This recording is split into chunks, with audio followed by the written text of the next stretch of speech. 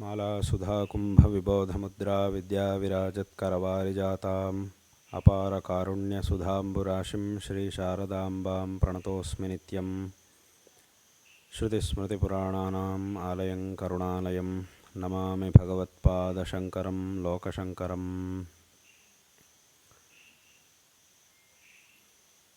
సమస్త విద్యలకు అధిదేవత అయినటువంటి జగన్మాత శ్రీ శారదా పరమేశ్వరి యొక్క దివ్య సాన్నిధ్యం విరాజమానమై ఉన్నటువంటి కృపా విశేషంతో మాత్రమే పొందగలిగినటువంటి ఈ సాహిత్యం అనేది ఏదైతే ఉందో, అందులోనూ విశేషంగా ఆంధ్ర సాహిత్యం ఒక అత్యద్భుతమైనటువంటి చరిత్ర కలిగినటువంటి ఆంధ్ర సాహిత్యం ఈ దేశం యొక్క ఉత్కృష్టమైనటువంటి సంస్కృతిని నిలబెట్టడంలో ఒక ముఖ్యమైనటువంటి ఆధార స్తంభంగా పనిచేస్తూ ఉన్నటువంటి ఈ ఆంధ్ర సాహిత్యం అనేది ఏదైతే ఉందో, దీని యొక్క శిక్షణ, తద్వారా ఈ సాహిత్యంలో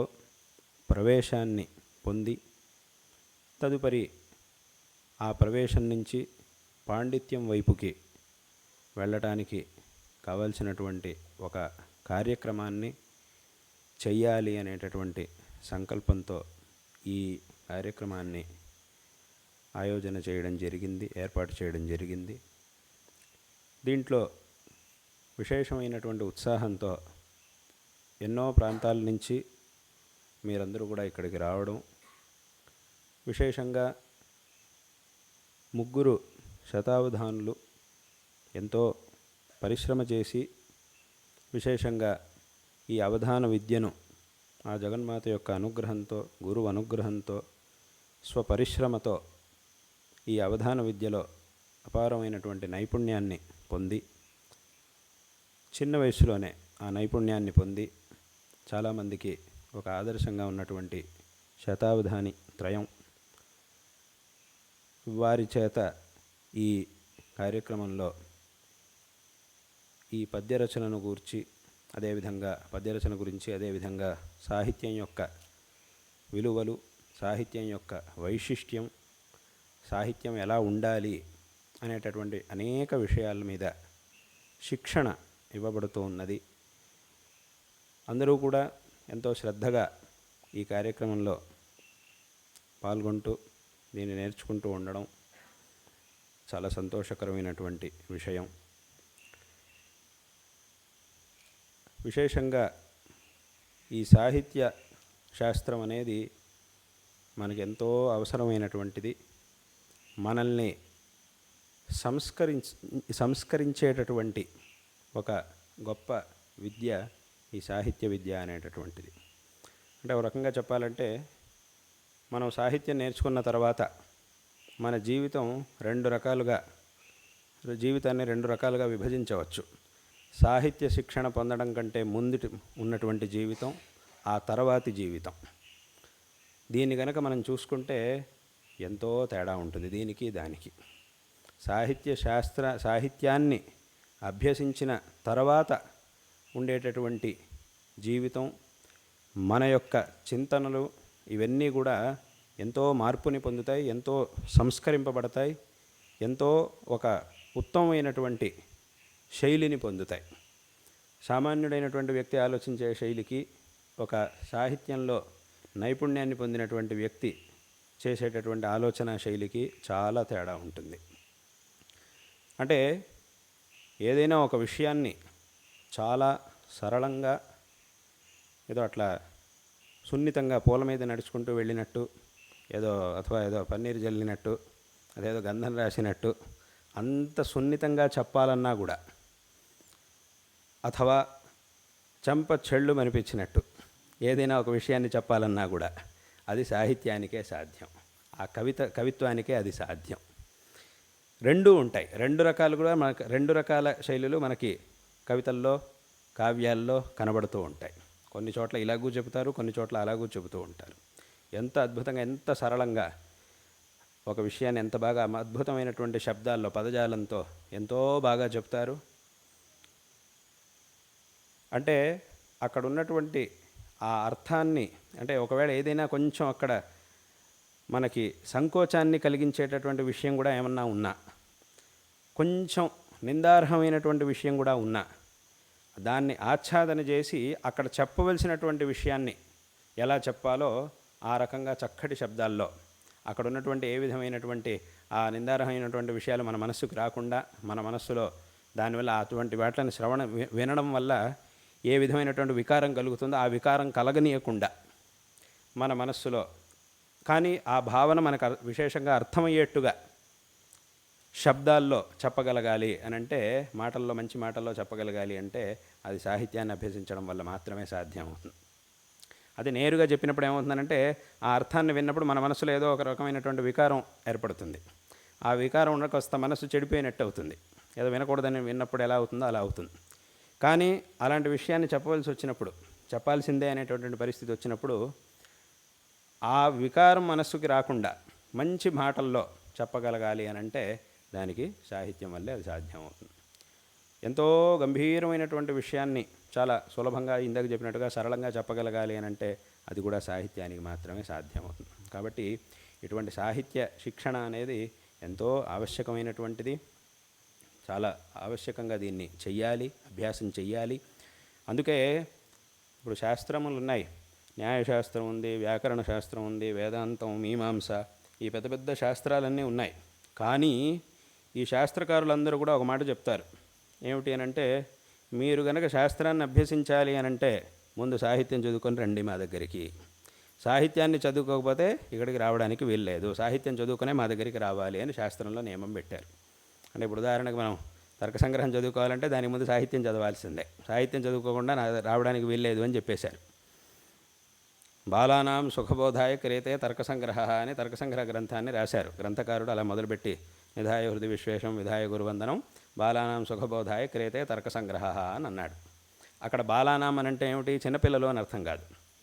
మామూలుగా బాలులు అంటే చిన్నపిల్లలు అని అర్థం, బాలురు అంటే చిన్నపిల్లలు అని అర్థం. కానీ ఇక్కడ బాల శబ్దానికి అర్థం ఏమిటి అని అంటే, ఎవరైతే సాహిత్యాన్ని అభ్యసించారో కాస్త వ్యాకరణాన్ని, అంటే సాహిత్యంలో అంటే కాస్త వ్యాకరణాన్ని ఎలాగో చదవాల్సిందే. పూర్తి వ్యాకరణ శాస్త్రం, మహాభాష్యం అవన్నీ వేరు, అదంతా వేరు. కానీ వ్యాకరణ శాస్త్రంలో చాలా విషయాన్ని తెలుసుకోవాల్సిందే సాహిత్య అధ్యయనం చేయాలంటే. కాబట్టి ఆ ఉపయుక్తమైనటువంటి వ్యాకరణ విషయాలు, అంటే ఆ చర్చలకి పోకుండా, భాష్యాలు ఆయా పెద్ద పెద్ద వాద గ్రంథాల్లో ఉండే చర్చలు చేయకుండా ఏమి నియమాలు ఉన్నాయో అవన్నీ తప్పకుండా తెలుసుకోవాల్సిందే. సాహిత్యం నేర్చుకోవాలంటే అవన్నీ తెలియాల్సిందే. కాబట్టి ఆ సంధులు ఇత్యాదులన్నీ కూడా తెలియాలంటే, ఆ నియమాలు అవన్నీ కూడా, తద్ధితాలు ప్రత్యయాలు అవన్నీ తెలుసుకోవాలంటే వ్యాకరణం చదవాల్సిందే. ఆ వ్యాకరణం యొక్క విషయాలు తెలుసుకోవాల్సిందే. కాబట్టి ఆ విషయాలన్నింటినీ కూడా తెలుసుకొని సాహిత్య కోశము, కావ్యము, వీటన్నిటిని కూడా, కోశములను, కావ్యాలని వీటన్నిటిని కూడా అధ్యయనం చేసి సాహిత్యంలో నైపుణ్యం పొందిన తర్వాతే నా దగ్గరికి లేకపోతే రావడానికి వీల్లేదు పో అని చెప్పేశారు అక్కడ. ఆ బాలానాం అనే పదంతో ఇంత అర్థాన్ని చెప్పారు అక్కడ. కాబట్టి నువ్వు ఇవన్నీ చదువుకుంటేనే ఈ శాస్త్రం చదువుకోవడానికి నీకు అర్హత, లేకపోతే లేదు అని చెప్పేశారు. ఇదే విధంగా మిగతా అన్ని శాస్త్రాలకు అంతే. కాబట్టి ఈ సాహిత్యం అనేది మనకి అంత ఆవశ్యకమైనటువంటిది. ప్రత్యేకమైనటువంటి ఒక పరిశ్రమ దీనిలో చేయడం అనేది చాలా అవసరం. అదేవిధంగా ఇప్పుడు సంస్కృత సాహిత్యమైనా, ఆంధ్ర సాహిత్యమైనా, ఆయా సాహిత్యాలకి చాలా విశేషాలున్నాయి. ఆయా సాహిత్యాల్లో చాలా విషయాలు ఉన్నాయి, నేర్చుకోవాల్సినటువంటి విషయాలు చాలా ఉన్నాయి. ఆ కవిత్వం అనేది విశేషంగా రావాలి అని అంటే దానికి కావాల్సినటువంటి అభ్యాసం కావాలి. విశేషమైనటువంటి అభ్యాసం చేసినప్పుడు మనకి ఆ పాండిత్యం అనేది దాంట్లో వస్తుంది. కాబట్టి ఇది ఒక అద్భుతమైనటువంటి మార్గం. ఈ సాహిత్యం అనేది ఒక పెద్ద సముద్రం లాంటిది, ఒక పెద్ద మహాసముద్రం. అయితే ఈ సముద్రంలో ఉన్నటువంటి జలం ఏదైతే ఉందో, ఈ సాహిత్య సముద్రం అనేది ఏదైతే ఉందో, దీంట్లో ఈ జలం అనేది తనంతట తాను వచ్చి చేరింది కాదు. మహామహా కవులందరూ కూడా, అంటే ఎవరైతే కారణజన్ములైనటువంటి మహామహా కవులు ఎవరైతే ఉండేవారో వారందరూ కూడా ఒక్కొక్క కావ్యాన్ని, గ్రంథాన్ని రచించడం ద్వారా ఆ సముద్రంలో నీళ్ళని తెచ్చిపోసారు వాళ్ళు. ఒక్కొక్కళ్ళు కాస్త నీళ్ళని తెచ్చి పోసి ఈ సముద్రాన్ని ఇంత విస్తారంగా చేశారు. నేరుగా దానంతరదే పుట్టుకు రాలేదు ఈ కావ్యం, ఈ సాహిత్య సముద్రం అనేది. ఇంతమంది కవులు ఇందాక చెప్పినట్టుగా జగన్మాత యొక్క అనుగ్రహంతో దీనికోసమే వాళ్ళు అవతరిచ్చారు అనే చెప్పాలి. కాబట్టి ఈ సాహిత్యాన్ని వృద్ధి చేయడం కోసం ఆ కవులందరూ కూడా అవతరించి జన్మించి ఈ కావ్యాల్ని చక్కగా అద్భుతమైనటువంటి కావ్యాల్ని రచించి ఈ సముద్రాన్ని ఇంత పెద్దగా విస్తరింపజేశారు. అయితే ఒక తేడా ఏమిటి అని అంటే, మన లోకంలో చూసేటటువంటి సముద్రం ఉప్పగా ఉంటుంది, ఇది తీయగా ఉంటుంది, మధురంగా ఉంటుంది. అది ఇంకా ఒక గొప్ప విశేషం. ఈ సాహిత్య శాస్త్రానికి ఉండేటటువంటి గొప్పదనం అది. కాబట్టి ఇటువంటి గొప్ప సముద్రం అంటే ఇప్పుడు ఏమిటంటే, ఇక్కడ ఏం జరుగుతోంది అంటే, నెమ్మదిగా ఆ సముద్రంలోకి ఒక్కొక్క అడుగు వేసుకుంటూ దాంట్లో ప్రవేశించడం మాత్రమే ఇప్పుడు జరుగుతోంది. ఇప్పుడు ఎన్నాళ్ళు అందరూ కూడా దూరం నుంచి సముద్రాన్ని చూస్తూ ఉన్నారు అంతే ఇన్ని రోజులు. ఇప్పుడు నెమ్మదిగా లోపలికి మిమ్మల్ని తీసుకెళ్ళడానికి ఒక్కొక్క అడుగు వేయిస్తూ నెమ్మదిగా అలలు వస్తున్నాయి, మధ్య మధ్యలో అలలు వస్తూ ఉన్నాయి, అవన్నీ కూడా వస్తూ ఉన్నాయి. ఆ అలలన్నీ కొంచెం వెనక్కి తోస్తూ ఉన్నాయి, కానీ తోస్తున్నా కూడా మళ్ళీ వాటన్నిటిని దాటుకుంటూ ముందుకు వెళ్ళాలి. అంటే ఏమిటి, దీని మీద మనకు వచ్చేటటువంటి సందేహాలు కానీ, దీని మీద మనకు వచ్చేటటువంటి భయాలు ఇత్యాదులన్నీ ఏవైతే ఉంటాయో ఇవన్నీ అలలు లాంటివి. ఇవన్నీ ఆరంభంలో ఉంటూనే ఉంటాయి. సముద్రంలో ఆరంభంలో అలలు ఉంటాయి, అలా దాటుకుంటూ లోపలికి వెళ్ళిపోతే మళ్ళీ అలలు ఉండవు. కాబట్టి ఇక్కడ కూడా అలాగే ఈ ఆరంభ దశలో అన్నీ కొన్ని కాస్త మనం పరిశ్రమ చేయాల్సింది ఉండనే ఉంటుంది, కాస్త ప్రయత్నం చేయాల్సింది ఉండనే ఉంటుంది. ఒక్కోసారి మనం తప్పుగా అనుకుంటాం, పాఠంలో చెప్పిన విషయాన్ని తప్పుగా గ్రహిస్తాం, ఏదో మనం తప్పుగా అనుకొని వచ్చేసింది నాకు అనుకుంటాం, సరిగ్గా రాసిన తర్వాత చూపిస్తే లేదు ఇది తప్పు, ఇది సరిగా ఇట్లా అని చెప్తారు. అప్పుడు మళ్ళీ దాన్ని సరి చేసుకుంటాం. ఇవన్నీ సహజమే, అన్నిట్లోనూ ఏ విద్యలో అయినా ఇదంతా సహజమే. కాబట్టి ఇటువంటి ఆ అభ్యాసం అనేది చాలా ఆవశ్యకం. కాబట్టి అటువంటి ఒక అభ్యాసం యొక్క ప్రారంభం అనేది విశేషంగా ఇక్కడ జరుగుతూ ఉన్నది. ఇది చాలా సంతోషకరమైనటువంటి విషయం. ఇంతమంది విశేషంగా ఉత్సాహంగా దీంట్లో పాల్గొంటూ ఉండడం చాలా సంతోషకరమైనటువంటి విషయం. ఎందుకంటే ఇక్కడ శాస్త్రంలో ఒక మాట చెప్పారు, విశేషంగా ఈ కవిత్వాన్ని రచించాలి అని అంటే దానికి కొన్ని కారణాలని శాస్త్రంలో చెప్పారు. శక్తి, నిపుణత, లోక కావ్య శాస్త్రాద్యవేక్షణాత్ కావ్యజ్ఞ శిక్షయాభ్యాస ఇది హేతుస్తదుద్భవే అని అన్నారు. అంటే మొట్టమొదట శక్తి అంటే ఏమిటి, ఒక సామర్థ్య విశేషం, ఒక ప్రతిభా విశేషం అనేది ముందు స్వాభావికంగా ఒకటి ఉండాలి. ఆ స్వాభావికంగా అది లేదు అనంటే ఎంత నేర్పించినా ఉపయోగం ఉండదు. స్వాభావికంగా మన లోపల ఆ శక్తి అనేది ఒకటి ఉండాలి, ఒక సామర్థ్యం అనేది ఉంటే దానికి గురువు యొక్క ఉపదేశం, ఆ భగవద్ అనుగ్రహం, గురు ఉపదేశం, అభ్యాసం ఇవన్నీ కూడా చేరి అది విశేషంగా అంకురిస్తుంది. అంటే ఆ బీజంగా ముందు లోపల అనేది ఉండాలి. ఆ కావ్య రచన చేయడానికి కావలసినటువంటి సామర్థ్యానికి ఒక బీజం అనేది ముందు మనలో ఉండాలి. ఉంటే ఆ తర్వాత అది అంకురించడానికి కావలసినటువంటి ప్రయత్నాలు అంకురించి అది చక్కగా ఫలాన్ని పొంది అది వికసించి ఫలాన్ని పొందడానికి కావలసినటువంటి ప్రయత్నాలన్నీ కూడా తదనంతరం చేయగలుగుతాం. కాబట్టి ప్రాథమికంగా కావలసినటువంటి ఇప్పుడు ఒక బీజమే లేదు అని అంటే కనుక అక్కడ మనం ఏమీ చేయడానికి, వ్యవసాయం చేయడం అనేది సాధ్యం కాదు. ముందు విత్తనాలు దొరికితే అప్పుడు దాన్ని వేసి మనం వ్యవసాయాన్ని మొదలు పెట్టగలుగుతాం. కాబట్టి ప్రాథమికంగా కావలసినటువంటి ఆ బీజం అనేది మన లోపల ఉండదు. దాన్నే శక్తి అని ఇక్కడ అన్నారు. శక్తి. అలాగే నిపుణత అంటే లోక కావ్య శాస్త్రాద్యవేక్షణాది నిపుణత. అలాగే ముందు కావ్యజ్ఞ శిక్షయ అభ్యాస అని అన్నారు. ముందు మొట్టమొదటి లోకజ్ఞానం అనేది ఉండాలి. లోక కావ్య శాస్త్రాద్యవేక్షణాత్ ముందు లోకజ్ఞానం అనేది ఉండాలి. ఒక మంచి కవితను రాయాలి, ఒక మంచి అర్థాన్ని మనకు తెలియజేసేటటువంటి ఒక కవిత ఇందాక చెప్పినట్టుగా చాలా సున్నితంగా చెప్పాలన్నా కూడా, గంభీరంగా చెప్పాలన్నా కూడా ఒక కవితను రాయాలి. అటువంటి కవితను రాయాలి అని అంటే దానికి ఒక సామర్థ్యం అనేది మనకి రావాలి. అది రావాలి అని అంటే ముందు లోకజ్ఞానం అనేది మొట్టమొదట ఉండాలి. అలాగే కావ్యములు, వెనకటి కవులందరూ కూడా రాసినటువంటి కావ్యాల్ని అవలోకన చేస్తూ ఉండాలి. ఆయా స్థితుల్లో వాళ్ళు ఎలా రచించారు అంటే, కావ్యాలను అవలోకన చేయడం అని అంటే ఊరికే పద్యాలను చదువుకోవడం కాదు, ఆ పద్యాల వెనక కూడా చూడగలగాలి. ఊరికే పద్యాన్ని మాత్రం అక్కడ రాసున్న 4 ముక్కలు చూసేస్తే అభ్యాసం అవ్వదు. ఆ పద్యాన్ని చూడగలగాలి. ఆ పద్యం వెనకాల ఉండేటటువంటి ఆ కవి యొక్క హృదయాన్ని మనం చూడగలగాలి, అంత దూరం చూడగలగాలి. అది లేకుండా ఊరికే పద్యాన్ని చదువుతుంటే పద్యాలను ఎవరైనా చదువుతారు. అది చదవడానికి వచ్చిన వాళ్ళు ఎవరైనా కూడా, ఎవరికైతే చదవడం వచ్చో వాళ్ళందరూ కూడా చదవగలుగుతారు. కానీ అంత దూరం మనం అవలోకన చేసినప్పుడు మాత్రమే దాంట్లో ఉన్నటువంటి ఆ గొప్పదనం మనకి తెలుస్తుంది. దాని నుంచి కొంతైనా మనం ఆ జ్ఞానాన్ని పొందగలుగుతాం. కాబట్టి లోక కావ్యం, అలాగే శాస్త్రాదులు, ఇతర శాస్త్రాలన్నీ కూడా వాటన్నిటిని కూడా అవలోకన చేసి ఉండాలి. ఇప్పుడు మనం కనుక ఈ కాళిదాసు పద్యాలని వీటన్నింటినీ కనుక మనం చూస్తే, అందరి కవులు పెద్ద పెద్ద కవులుగా ఎవరైతే ఉన్నారో వాళ్ళందరి పద్యాలని కావ్యాలని మనం చూసినప్పుడు ఎన్నో శాస్త్రీయమైనటువంటి విషయాలను కూడా వాళ్ళు అక్కడ చెప్తూ ఉంటారు. ఆయా శాస్త్రముల్లో ఇప్పుడు న్యాయశాస్త్రం, వ్యాకరణ శాస్త్రం, మీమాంసా శాస్త్రం, వేదాంత శాస్త్రం, జ్యోతిష్ శాస్త్రం, ఇట్లా ఏ ఏ శాస్త్రాలన్నీ ఉన్నాయో వాటిలలో చెప్పబడినటువంటి గంభీరమైనటువంటి విషయాల్ని కూడా ఇక్కడ వాళ్ళు చూపిస్తూ ఉంటారు. చాలా సంక్షిప్తంగా ఇక్కడ వాళ్ళు చూపిస్తూ ఉంటారు. కాబట్టి ఆ శాస్త్రజ్ఞానం అనేది కూడా, శాస్త్ర పరిచయం అనేది కూడా మనకు విశేషంగా ఉండాలి. కొన్ని కవుల్లో కూడా, అంటే కావ్యాల్లో ఈ శాస్త్రీయమైనటువంటి ఉదాహరణలని చాలా ఇస్తూ ఉంటారు. ఆ ఉదాహరణను అర్థం చేసుకోవాలి అని అంటే ఆయా శాస్త్రంలో కాస్తైన పరిజ్ఞానం అనేది మనకు ఉండాలి. అలాంటి ఉదాహరణలు కూడా వాళ్ళు ఇస్తూ ఉంటారు. అంటే ఈ అంశాలన్నీ ఉన్నప్పుడు మాత్రమే అది గొప్ప కవితగా అది ఎప్పుడు కూడా చరిత్రలో ఉండడానికి సాధ్యం అవుతుంది. కాబట్టి ఆ లోక కావ్య శాస్త్రాది, ఇంకా ఆదిపదంతో ఇంకా చాలా ఉన్నాయి. దీనికి కావలసినటువంటివన్నీ కూడా రకరకాల అన్ని విషయాల్ని చక్కగా గమనిస్తూ ఉండాలి. మంచివి ఉంటాయి, చెడు విషయాలు ఉంటాయి. మంచి విషయాలను తీసుకోవాలి, చెడు విషయాల్ని వర్జించాలి, వదిలేయాలి. కాబట్టి ఈ రకంగా అన్ని విషయాల్ని చక్కగా గమనిస్తూ ఉంటే ఈ లోక కావ్య శాస్త్రాద్యవేక్షణాత్. అదేవిధంగా ఇంకా ముఖ్యమైనటువంటిది కావ్యజ్ఞ శిక్షయ అభ్యాస. అంటే ప్రస్తుతం ఏం జరుగుతోందో అది, ఇక్కడ జరుగుతూ ఉన్నటువంటి విషయం అది. కావ్యజ్ఞ శిక్షయ అభ్యాస. ఎవరైతే కావ్యజ్ఞులై ఉంటారో వాళ్ళ ద్వారా, అంటే దీంట్లో నిపుణులై ఉంటారో వాళ్ళ ద్వారా అభ్యసించడం అనేటటువంటిది చాలా ముఖ్యం. వాళ్ళ నుండి శిక్షణని పొందడం. ఇవన్నీ ఉంటే ఇది హేతు. ఇన్ని విషయాలు చెప్పినా కూడా హేతు అని ఏకవచనం వాడారు. ఎందుకనంటే ఇక్కడ ఏదో ఒకటి ఉంటే కాదు, అన్నీ కలిపి, ఇవన్నీ కలిస్తే కావ్యాన్ని రచించడానికి, కవిత్వాన్ని రచించడానికి సామర్థ్యం అనేది ఏర్పడుతుంది. అంటే ఇవన్నీ కలవాలి. దీంట్లో ఏ ఒక్కదాన్ని వదిలేయడానికి వెళ్ళలేదు. ఏ ఒక్కదాన్ని వదిలేసినా కూడా ఆ కారణం వచ్చినట్టు అవ్వదు. ఆ సామగ్రి అంటారు శాస్త్రంలో, సామగ్రి సంపత్తి అనేది రాదు. కాబట్టి ఇవన్నీ, అందుకే అక్కడ ఏకవచనం ఇది హేతు. అలాగే దాని వ్యాఖ్య ఇది త్రయస్సముదిత హేతు అని అన్నారు. ఈ త్రయ సముదిత హేతవ అనలేదు, హేతు అని అన్నారు. ఇవన్నీ కలుపుకుంటే వచ్చేటటువంటి, ఇవన్నీ కలిపితే ఒకటే కారణం, వీటి యొక్క సముదాయం, సమూహంగా వీటన్నిటినీ చూడాలి. కాబట్టి ఇవన్నీ కలిస్తే ఆ సామగ్రి అనేది ఏర్పడుతుంది, ఆ కారణం అనేది ఏర్పడుతుంది.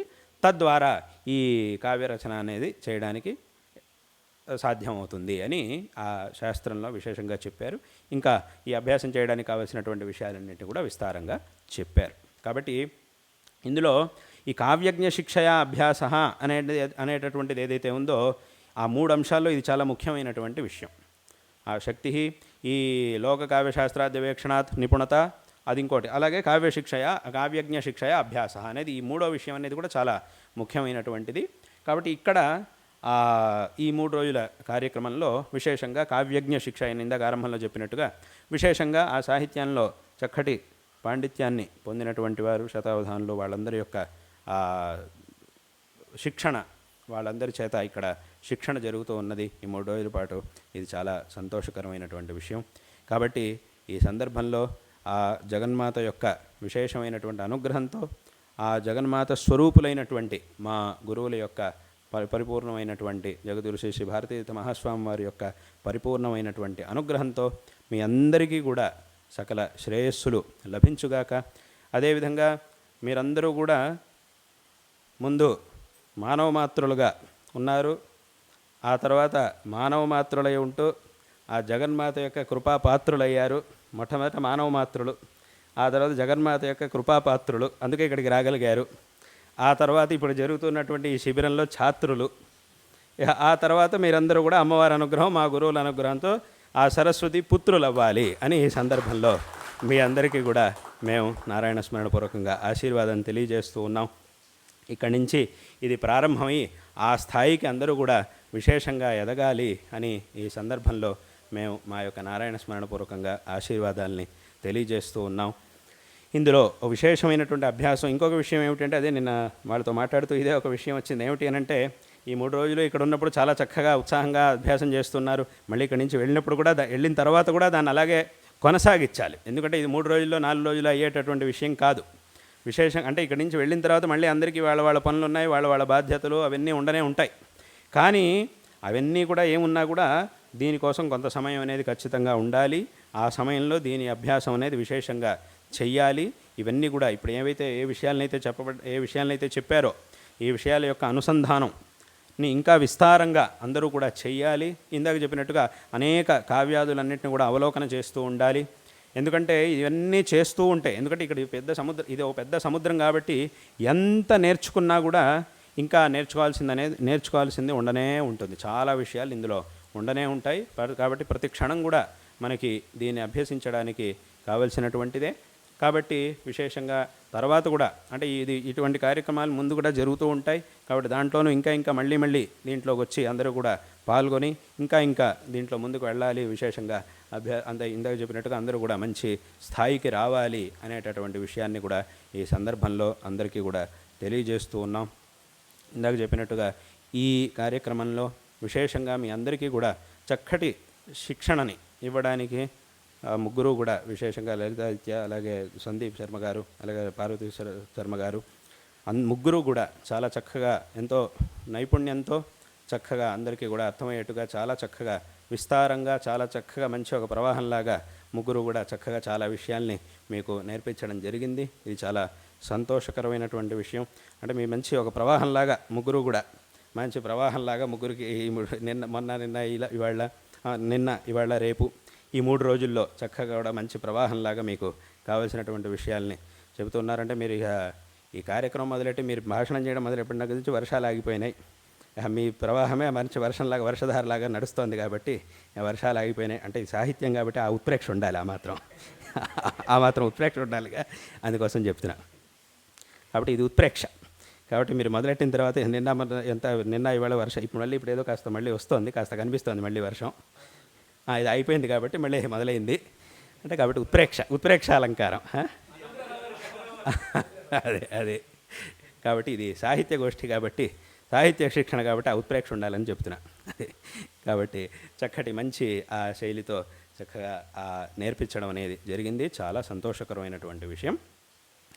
ఈ ఒక గొప్ప పరంపర అనేది ఏదైతే ఉందో దీని యందు అందరూ కూడా చక్కటి గౌరవాన్ని పొంది ఉండాలి.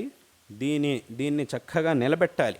వెనకటి వాళ్ళందరూ కూడా నిలబెట్టారు, చక్కగా నేర్చుకొని దీన్ని నిలబెట్టారు, వాళ్ళు నేర్చుకున్నారు, ఇంకా ఎంతోమందికి నేర్పించారు. ఒక విశేషమైనటువంటి శ్రద్ధతో ఈ పనులని వెనకటి వాళ్ళందరూ కూడా చేశారు.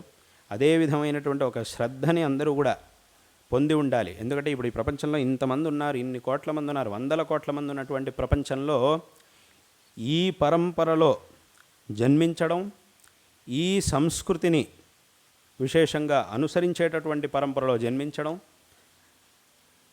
అందులోనూ ఇప్పుడు ఇవాల్టి రోజున ఈ సంస్కారాన్ని పొంది ఉండడం, తద్వారా ఇటువంటి అభ్యాసాన్ని చేయడానికి అందులోనూ విశేషంగా ఈ క్షేత్రంలో ఆ జగన్మాత కొలువు ఉన్నటువంటి ఈ క్షేత్రంలో ఈ శిక్షణ వర్గంలో పాల్గొనడం, దీన్ని నేర్చుకునేటటువంటి ఒక ప్రయత్నాన్ని చేస్తూ ఉండడం అనేది అది విశేషంగా పుణ్యఫలంగా సంప్రాప్తిచ్చింది. కాబట్టి ఈ మార్గాన్ని చక్కగా అనుసరించి ఈ ధర్మం యొక్క గొప్పతనాన్ని, ఈ పరంపర యొక్క గొప్పతనాన్ని అందరూ కూడా చక్కగా తెలుసుకోవాలి. మనము చక్కగా తెలుసుకోవాలి, మళ్ళీ ఇంకో నలుగురు కూడా దీన్ని చెప్పాలి.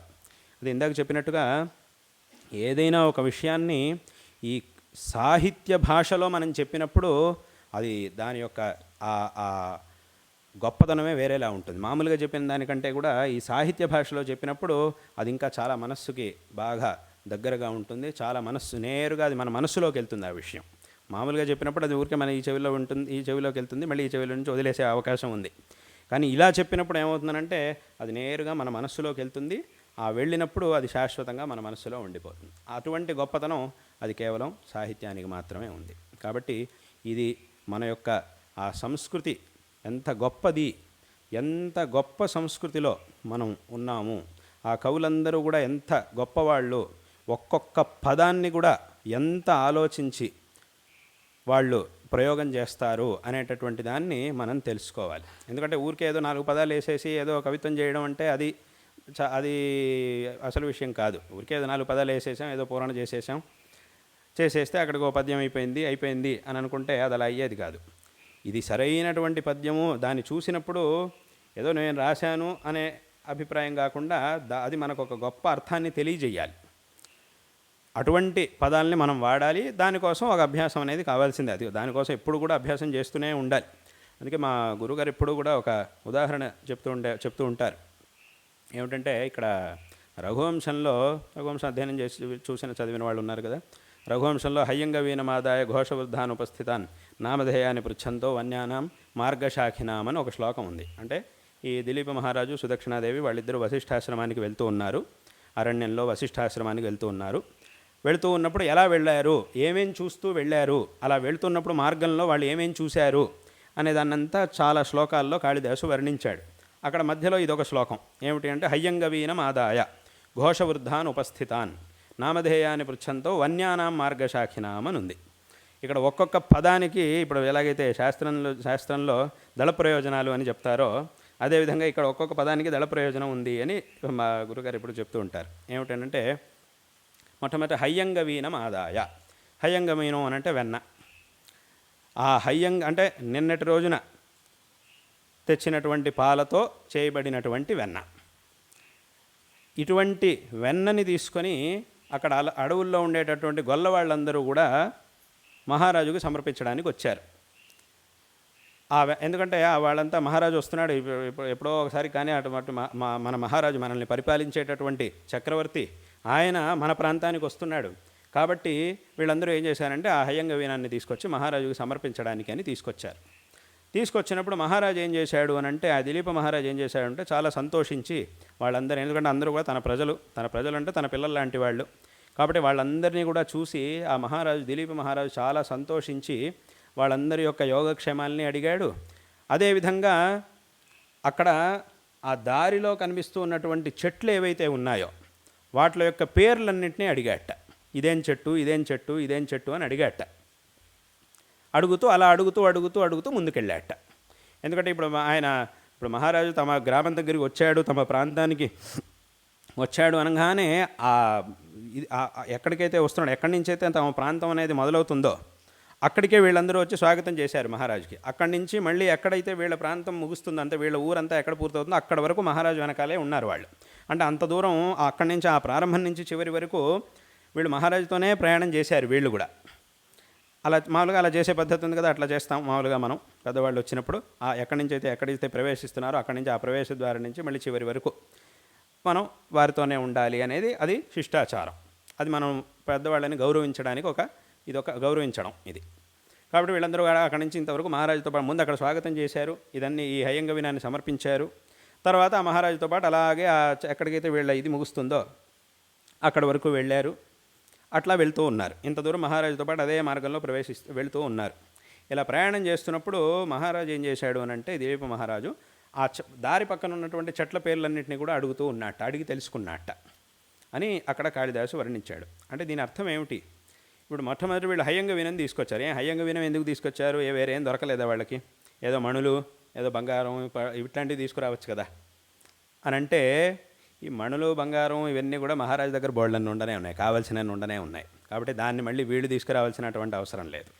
వీళ్ళ దగ్గర ఉండేటటువంటి ప్రత్యేకమైన పదార్థం అంటే ఏది అని అంటే అదే వెన్న. అది ఆ హయ్యంగవీనం అనేది మాత్రమే వీళ్ళ దగ్గర మాత్రమే ఉంటాయి. ఎవరు తీసుకున్నా, అది మహారాజు అయినా ఎవరైనా కూడా వాళ్ళని అడిగే తీసుకోవాలి. వాళ్ళే ఆ గోపాలకులుగా ఉన్నారు కాబట్టి గోవులన్నింటినీ కూడా వాళ్ళు చక్కగా పాలన చేస్తూ ఉంటారు కాబట్టి, రక్షణ చేస్తూ ఉంటారు కాబట్టి వాళ్ళ దగ్గరే ఉంటాయి. కాబట్టి ఎవరైనా కూడా వాళ్ళనే అడగాలి, వాళ్ళ దగ్గర నుంచే తెచ్చుకోవాలి. కాబట్టి వేరే ఎవ్వరి దగ్గర లేనిది వీళ్ళ దగ్గర ఉన్నటువంటి అసాధారణమైనటువంటి పదార్థం, అందులోనూ ఒక మధురమైనటువంటి పదార్థం. అటువంటిది ఏది అని అంటే అది ఆ హయ్యంగవీనం. కాబట్టి వాళ్ళు దాన్ని తీసుకొచ్చారు. ఇంకేదో తీసుకురాలి. హయ్యంగవీనాన్నే ఎందుకు తీసుకొచ్చారు అని అంటే ఇందుకోసం తీసుకొచ్చారు. అందులోనూ హయ్యంగవీనమాదాయ ఘోష వృద్ధులు వచ్చారట. వృద్ధులే ఎందుకు వచ్చారు, చిన్నవాళ్ళు ఎందుకు రాలేదు అని అంటే, చిన్నవాళ్ళ కంటే పెద్దవాళ్ళ యొక్క అనుభవం బాగా ఎక్కువగా ఉంటుంది. ఎందుకంటే వస్తున్నది చక్రవర్తి, ఆయన దగ్గర చాలా గౌరవంగా నడుచుకోవాలి. ఆ నడుచుకోవడానికి ఒక శిష్టాచారం ఉంటుంది, ఒక పద్ధతి ఉంటుంది. ఇప్పుడు చిన్నవాళ్ళని యువకులను అథవా చిన్నపిల్లలను పంపిస్తే వాళ్ళు ఏదైనా కాస్త అల్లరి చేశారు అథవా మాట్లాడుకోవడానికి మాట ఏదైనా అనేశారు పొరపాటున అని అన్నారంటే, ఆ బాల్యం, ఆ చాపల్యం వల్ల ఏదైనా పొరపాటుగా ఏదో మాట్లాడారు, తప్పుగా ప్రవర్తించారు అని అంటే అది చాలా అనర్థం అవుతుంది. అప్పుడు మహారాజుకు చాలా కోపం వస్తుంది. అందుకోసం ఏం చేశారు అని అంటే, మహారాజు వచ్చినప్పుడు ఎలా ఆయన్ని గౌరవించాలి, ఏం మాట్లాడాలి, ఎలా నడుచుకోవాలి అనేటటువంటి విషయాలన్నీ కూడా ఎవరికైతే తెలుసో అటువంటి వృద్ధులైనటువంటి వాళ్ళు వచ్చారు. వృద్ధులు అంటే అనుభవజ్ఞులు అని అర్థం. వాస్తవంగా వృద్ధులు అంటే అనుభవజ్ఞులు అయినటువంటి వాళ్ళు అని అర్థం. అనుభవజ్ఞులైనటువంటి వాళ్ళు ముందుకొచ్చారు. మిగతా వాళ్ళు కూడా ఉన్నారు, వాళ్ళంతా వెనకాలన్నారు. ఈ పిల్లలు యువకులు వాళ్ళంతా వెనకాలన్నారు. కానీ ముందుండి స్వాగతిస్తూ సమర్పణ చేసింది ఎవరు అనంటే ఈ వృద్ధులైనటువంటి వాళ్ళు. అందుకోసం వృద్ధులు అనే పదాన్ని వాడాడు అక్కడ కాళిదాసు. అలాగే అప్పుడు వాళ్ళేమో ఇలా చేశారు, ఇలా తీసుకొచ్చారు, వృద్ధులు వచ్చారు, ఆ అనుభవం కలిగినటువంటి వృద్ధులు ఎవరైతే ఉన్నారో వాళ్ళు వచ్చారు. అలాగే వస్తూ ఆ హయంగవీనాన్ని తీసుకొచ్చారు, సమర్పించారు, అంతా చేశారు. ఇది వీళ్ళ వైపు నుంచి ఏం జరగాలో అదంతా వీళ్ళు ఇలా చేశారు. ఇప్పుడు మహారాజు మహారాజు ఏం చేశాడు అనంటే నామధేయాన్ని పృచ్ఛంతో వన్యానాం మార్గశాఖినాం అని అన్నాడు. అంటే ఏమిటి? ఆ దారి పక్కనున్నటువంటి చెట్ల పేర్లని అడిగాడు అని. అంటే దారి పక్కన ఉన్నటువంటి చెట్ల పేర్లని అసలు ఈయన ఎందుకు అడిగాడు, వాళ్ళ దగ్గర నుంచి ఎందుకు తెలుసుకుంటున్నాడు అనంటే మనిషికి జిజ్ఞాస అనేటటువంటిది ఉండాలి. ఎప్పుడూ కూడా వ్యర్థమైనటువంటి పనులను చేయకూడదు. ఒక కొత్త ప్రతిరోజు కూడా ఎక్కడ అవకాశం ఉంటే అక్కడ మన జ్ఞానాన్ని పెంచుకోవడానికి కావలసినటువంటి ప్రవృత్తి మనకు ఉండాలి. ఎప్పుడైనా ఎక్కడికి వెళ్ళినా కూడా ఏం చేసినా కూడా అక్కడ ఉన్నటువంటి, ఇప్పుడు ఇందాక చెప్పినట్టుగా ఆ లోక కావ్య శాస్త్రాద్యవేక్షణాత్ అన్నారు. ఆ లోక జ్ఞానం, కొత్త విషయాలు ఎన్నో ఉంటాయి లోకంలో మనం తెలుసుకోవాల్సినటువంటివి. కాబట్టి మనిషికి ఆ జిజ్ఞాస అనేది ఉండాలి. కాబట్టి ఎప్పుడూ కూడా కొత్త విషయాల్ని తెలుసుకోవాలి. ప్రతిరోజు ప్రతి క్షణము కూడా కొత్త విషయాల్ని తెలుసుకోవాలి అనేటటువంటి జిజ్ఞాస ఉండాలి. ఆ ప్రవృత్తి అనేది మనకు ఉండాలి. కొత్త విషయాల్ని తెలుసుకునేటటువంటి ఒక ప్రయత్నం మనం ఎప్పుడు కూడా చేస్తూ ఉండాలి. అలా చేస్తూ ఉంటే కొంతవరకైనా మనం తెలుసుకోగలుగుతాం. వాస్తవంగా అన్నిటినీ ఎవరూ తెలుసుకోలేరు. కానీ ఇలా అవకాశం దొరికినప్పుడల్లా ఏదైనా ఒక కొత్త విషయం నేర్చుకునే ప్రయత్నం చేస్తే అది మనకు ఎప్పుడో ఒకరోజు ఖచ్చితంగా ఉపయోగపడుతుంది. దానివల్ల మన జ్ఞానం అనేది వృద్ధిని చెందుతుంది. కాబట్టి మహారాజుకు ఉన్నటువంటి ప్రవృత్తి అది. ఆయన అన్ని శాస్త్రాలని చదువుకున్నటువంటి వాడే. దాని గురించి వర్ణన చేశాడు ఆరంభంలో. ఆయన యొక్క పాండిత్యం ఎలా ఉంది అనేటటువంటి విషయం గురించి ఆరంభంలో వర్ణన చేశాడు. కాబట్టి ఆయన యద్యపి అన్నింటినీ తెలుసుకున్నటువంటి వాడే మహారాజు. అయినా కూడా ఈ అడవిలో ఉండేటటువంటి చెట్లు, అది ఎక్కడో ఊళ్ళో ఆ నగరంలో ఉండేటటువంటి రాజధానిలో ఉండేటటువంటి మహారాజుకి తెలియవు. మహారాజు కూడా తెలియనివి అవన్నీ ఉంటాయి. కాబట్టి అది అక్కడికి వెళ్ళినప్పుడు అక్కడ ఉండేటటువంటి వాళ్ళ నుంచే తెలుసుకోవాలి. ఆ చెట్లు అక్కడ తప్ప ఇక్కడ ఉండవు. మహారాజు యొక్క ఉద్యానవనంలో కానీ అక్కడ పెరిగేవి కావు ఆ చెట్లని, అవన్నీ కూడా అరణ్యంలో మాత్రమే పెరుగుతాయి. కాబట్టి అక్కడికి వెళ్ళినప్పుడు అక్కడి వాళ్ళని అడిగే తెలుసుకోవాలి. కాబట్టి ఏం చేశాడు అనంటే ఆ జ్ఞానాన్ని పెంచుకోవడం కోసం, కొత్త విషయాల్ని తెలుసుకోవడం కోసం వాళ్ళని అడిగాడు. ఇదేం చెట్టు, దీని పేరేమిటి అనేటటువంటి విషయాలన్నింటినీ కూడా ఆయన తెలుసుకున్నాడు. అందులోనే ఏం చేశాడు, మళ్ళీ ఇంకా అక్కడ కూడా ఇంకా 2 విషయాలు ఉన్నాయి. ఏమిటి? వన్యానాం మార్గశాఖినాం. మళ్ళీ అడవిలోనే ఏదో ఒక మామిడి చెట్టు ఉందనుకోండి, ఆ మామిడి చెట్టు గురించి ఇదేం చెట్టు అని అడగక్కర్లే. ఎందుకంటే మామిడి చెట్టు అడవిలోనూ ఉంటుంది, ఇంట్లోనూ ఉంటుంది. అది వన్య వృక్షం కాదు. వన్యం అంటే అడవిలోనే ఉండేటటువంటి వృక్షం. అడవిలోనూ ఊళ్ళోనూ ఉండేటటువంటి వృక్షాలే అక్కడ ఉన్నప్పుడు మళ్ళీ దాన్ని అడిగి తెలుసుకోవాల్సినటువంటి అవసరం లేదు. ఎందుకంటే అది ఈయనకి తెలుసు కాబట్టి ఆ విషయం అక్కడ మాత్రమే లభించేటటువంటి వృక్షాలు ఏమున్నాయో వాటిని అడిగాడు. మళ్ళీ అందులోనూ ఎక్కడో దూరంగా ఎక్కడో కొండ మీద గుట్ట మీద ఉండేటటువంటి ఏదో ఒక చెట్టు, అది ఏం చెట్టు అనేది ఇక్కడ వీళ్ళకి అర్థం కాదు. ఇక్కడ దగ్గర నుంచి చూస్తే తెలియదు, దగ్గరికి వెళ్ళే చూడాలి. మళ్ళీ అదేం చెట్టు అని అడిగాడంటే పాపం వీళ్ళకి చెప్పడం కుదరదు. అక్కడ దగ్గరికి వెళ్ళే చూడాలి అదేం చెట్టు అని. కాబట్టి ఏం చేశాడు? మార్గశాఖిన, దారి పక్కనే దగ్గరగా, దారికి తాను వెళ్తున్నటువంటి మార్గానికి సమీపంలో ఏ చెట్లు అయితే ఉన్నాయో వాటిల పేర్లను అడిగాడు. ఎక్కడో దూరంగా ఉండే పేరుని అడిగితే అది చెప్పడం పాపం వాళ్ళకి కష్టం. అంటే దగ్గరికి వెళ్ళి చూస్తే చెప్పగలరు, కానీ వీళ్ళు దగ్గరికి వెళ్ళి చూసి మళ్ళీ ఈయన దగ్గరికి వచ్చి చెప్పడం దాంట్లో కాలహరణం అయిపోతూ ఉంటుంది. ఒకవైపు పని జరిగిపోతూ ఉండాలి. ఎందుకంటే ఇప్పుడు ఆయన ఆశ్రమానికి వెళ్తూ ఉన్నాడు కాబట్టి దానికి వెళ్ళి ఆపడం, ఇప్పుడు అసలు ఆయన బయలుదేరిందే దానికోసం. ఆశ్రమానికి వెళ్తున్నాడు, దానికి అక్కడికి వెళ్ళడం మానేసేసి మధ్యలో అడవి లోపలికి వెళ్ళిపోయి ఆ చెట్లన్నీ ఏమిటి అనే దాన్ని తెలుసుకుంటే అది ఆ బయలుదేరిన దేనికోసం, ఇక్కడ చేస్తున్న పని ఏమిటి, మళ్ళీ అది మారిపోతుంది. అందుకోసం ఏం చేశారంటే ప్రస్తుతానికి దారిలో ఉండేటటువంటి చెట్లు ఏమేమి ఉన్నాయి, వీటిల పేర్లు ఏమిటి అనే వాటిని తెలుసుకుంటూ వెళ్ళాడు. కాబట్టి అక్కడికి ఆ నామధేయాన్ని పృచ్ఛంతో వన్యానాం మార్గశాఖినాం, అడవిల్లో మాత్రమే పెరిగేటటువంటి చెట్లు, దారి పక్కన మాత్రమే ఉండేటటువంటి చెట్లు, వాట్ల పేర్లు ఏమిటి అని ఈ ఘోష వృద్ధులు, ఆ గోపాలకుల్లో ఎవరైతే వృద్ధులు అనుభవజ్ఞులైనటువంటి వారు ఉన్నారో వాళ్ళని అడిగి తెలుసుకున్నాడు అని ఇన్ని విషయాలు దాంట్లో ఆ ఒక్క శ్లోకంలో ఇన్ని విషయాల్ని ఆ మహాకవి చెప్పున్నాడు. కాబట్టి ఇదే రకంగా పెద్ద పెద్ద కవులు రాసినటువంటి అన్ని కావ్యాల్లోనూ ఇదే రకంగా ఉంటుంది. ఒక్కొక్క పదాన్ని కూడా చాలా ఎంతో ఆలోచించి చాలా అవసరం ఉంటే మాత్రమే ఆయా పదాలని ప్రయోగిస్తారు. కాబట్టి అటువంటి అంతే ఇదంతా కూడా ఇన్ని విషయాలు మనం ఆ కావ్యాన్ని చదువుకోవడం ద్వారా మనం నేర్చుకోగలుగుతాం. ఇప్పుడు ఈ శ్లోకాన్ని చదవడం ద్వారా, ఈ శ్లోకాన్ని నేర్చుకోవడం ద్వారా ఏమవుతుంది అని అంటే మనకు సాహిత్యపరంగా అంటే ఆయా శబ్దాల యొక్క అర్థాలని మనం గ్రహించడానికి సాధ్యమవుతుంది, అక్కడ ఉన్నటువంటి విషయాలన్నింటినీ కూడా గ్రహించడానికి సాధ్యమవుతుంది. అది ఒకటి. అలాగే దాంతోపాటు లోక వ్యవహారం ఎలా ఉండాలి, మనం ఏం చెయ్యాలి, ఎలా ఉండాలి, పెద్దవాళ్ళు వచ్చినప్పుడు వాళ్ళ ముందు మనం ఎలా ఉండాలి, ఎవరు ముందు ఉండాలి, ఎవరు ఏం చెయ్యాలి అనే విషయాల్ని కూడా మనం ఆ కావ్యాల నుంచి నేర్చుకోగలుగుతాం. కాబట్టి ఈ రకంగా ఒకటి కాదు, రెండు కాదు, ఎన్నో విషయాలు ఉన్నాయి. కాబట్టి ఇవన్నీ కూడా మనం ఒక్కొక్క కావ్యంలో ఉన్నటువంటి ఒక్కొక్క పద్యాన్ని, ఒక్కొక్క భాగాన్ని మనం చదువుతున్న కొద్దీ ఇంకా ఇంకా ఇంకా ఇంకా విశేషమైనటువంటి ఆ జ్ఞానవృద్ధి అనేది మనకి తప్పకుండా కలుగుతుంది. అందులో ఏ విధమైనటువంటి సందేహము లేదు. అంటే ఇక్కడ వాళ్ళందరి యొక్క గొప్పతనం ఎటువంటిది అనంటే, శాస్త్రంలో ఒక నియమం ఉంది. ఏమిటి అనంటే, ఒకరు రాసినటువంటి గ్రంథం నుంచి, ఒకరు రాసినటువంటి గ్రంథాన్ని చదవడం ద్వారా మనకి ఎంత జ్ఞానం లభిస్తోందో, ఆ గ్రంథాన్ని రాసినటువంటి వ్యక్తికి దానికంటే ఎన్నో రెట్లు అధికమైనటువంటి జ్ఞానం ఉంటుంది అని శాస్త్రంలో చెప్పినటువంటి నియమం. దీన్ని శంకరాచార్యుల వారు తమ సూత్రభాష్యంలో ఈ విషయంలో చెప్పారు. అది ఈ విషయాన్ని సూత్రభాష్యంలో, బ్రహ్మసూత్ర భాష్యంలో శంకరాచార్యుల వారు చెప్పారు. అంటే ఒక ఆయన ఒక గ్రంథం రాశాడు, ఆ గ్రంథం ఎన్నో విషయాల్ని మనకి చెబుతోంది. ఆ గ్రంథమే అన్ని విషయాల్ని చెబుతోంది అని అంటే, ఆ గ్రంథాన్ని రాసినటువంటి వ్యక్తికి ఇంకా ఎన్నో విషయాలు తెలుసు. ఇక్కడ చెప్పబడినటువంటి విషయాలు ఆయన తెలుసుకున్నటువంటి విషయాల్లో ఒక భాగం మాత్రమే. వాస్తవంగా ఆయన యొక్క జ్ఞానం అనేది ఇంకా ఎక్కువ, ఇంకా చాలా ఎక్కువ. దానికే శంకరాచార్యులు అక్కడ ఉదాహరణ చెప్తూ, యథా వ్యాకరణాది పాణిన్యాదేర్ జ్ఞేయైక దేశార్థమపి అని అన్నారు. అంటే వ్యాకరణ శాస్త్రం, పాణిని మహర్షిని అక్కడ శంకరాచార్యుల వారు ఉదాహరణగా చూపించారు. పాణిని మహర్షి వ్యాకరణ సూత్రాలని రచించారు, వ్యాకరణ శాస్త్రాన్ని.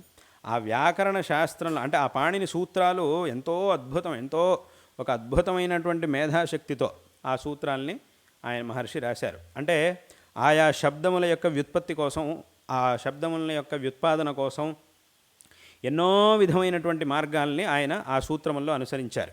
ఫలానా ప్రత్యాహారం కావాలి, దానికోసం ఈ సూత్రం ముందుండాలి, ఆ సూత్రం తర్వాత ఉండాలి. ఫలానా చోట రెండిటికి విరోధం వచ్చినప్పుడు ఇదే కావాలి, అది ఉండకూడదు. అది ఉండాలంటే ఇది ప్రబలం అవ్వాలి, ఇది ప్రబలంగా ఉండాలంటే ఇది తర్వాత ఉండాలి. విపతిషేధే పరం కార్యం తర్వాత ఉండాలి. ఆ తర్వాత ఉంటేనే దీనికి ఆ బలం వస్తుంది, దానికి బలం ఉంటేనే ఈ రూపం అనేది వస్తుంది. దానికి కనుక బలం లేదు అని అంటే, ఇంకో సూత్రం కనుక బలమైంది, బలం అయిపోయింది, అది కనుక బలీయం అయిపోయింది అని అంటే, అప్పుడు మనకి ఆ అపశబ్ద నిష్పత్తి అనేది అవుతుంది, అపశబ్దం వచ్చేస్తుంది. కాబట్టి అది రాకూడదు అని అంటే ఈ సూత్రం ఇక్కడే ఉండాలి, ఆ సూత్రం తర్వాత ఉండాలి. అదేవిధంగా ఈ పూర్వత్రా సిద్ధం అదొక అద్భుతమైనటువంటి కల్పన. అది అద్భుతమైనటువంటి కల్పన చేసి ఆ పూర్వత్రా సిద్ధం, ఈ సూత్రం జ్ఞానం ఈ సూత్రానికి తెలియదు, ఈ సూత్రం ఈ కార్యం ఆ సూత్రానికి తెలియదు అని ఆ సూత్రముల్లోనే ఇటువంటి ఒక విశేషమైనటువంటి స్వభావాన్ని కల్పన చేసి ఆయన చేసినటువంటి ఈ కల్పన ఇదంతా కూడా ఏదైతే ఉందో అత్యంత అద్భుతం, ఎవ్వరూ కూడా ఊహించలేరు. అందుకే మిగతా శాస్త్రముల యొక్క సూత్రాలకి, వ్యాకరణ సూత్రాలకి చాలా తేడా ఉంది. మిగతా శాస్త్రంలో ఈ విపతిషేధే పరంకార్యం, ఇలాంటివన్నీ కూడా అక్కడ ఉండవు. ఆయా సూత్రం ఒక్కొక్క అర్థాన్ని చెబుతూ వస్తుంది. ఇది పూర్వపక్ష సూత్రం, ఇది సిద్ధాంత సూత్రం, వేదాంత సూత్రాలు, మీమాంసా సూత్రాలు, అక్కడంటా కూడా ఒక్కొక్క సూత్రం ఒక్కొక్క అర్థాన్ని చెప్తూ వస్తుంది అంతే. కానీ ఇక్కడ అలా కాదు, ఈ సూత్రం ముందే ఉండాలి, ఆ సూత్రం తర్వాత ఉండాలి అనేటటువంటి నియమాలన్నీ కూడా ఉంటాయి. అదే ఆ వ్యాకరణ శాస్త్రంలో ఉండేటటువంటి విశేషం.